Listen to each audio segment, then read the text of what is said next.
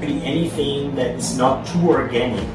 Think of weapons, vehicles, props, or even environments, things that mostly remain static.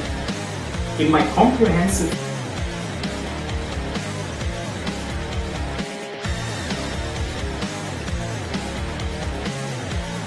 Hey everyone, my name is Bergholz.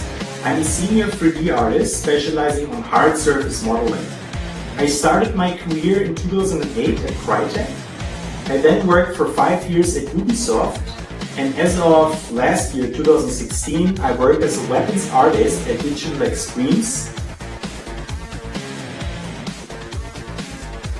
We start with the 3D Max introduction, which will help you turning 3D Max into a powerful tool. For that we have a look at controls, important settings and configurations, and continue with an in-depth look at many actions, modifiers, as well as the importance of shortcuts to become fast and efficient.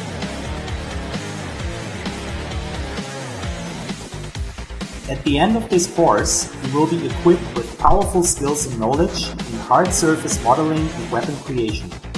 Every step is commented and nothing left out until we have the perfect model in front of us.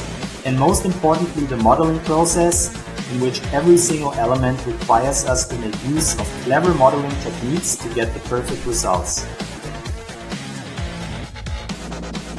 And continue with a short introduction into some of Substance Painter's core features. We are going to treat the procedural wood material until it matches our reference images, and we will apply all the important base materials to our model, as well as adding plenty of wear and tear to all our individual objects to make sure that it looks perfect from every angle. And I'm very happy that Yiihuu gave me the chance to publish my latest tutorial. I look forward to seeing you in the tutorials. Happy modeling and cheers!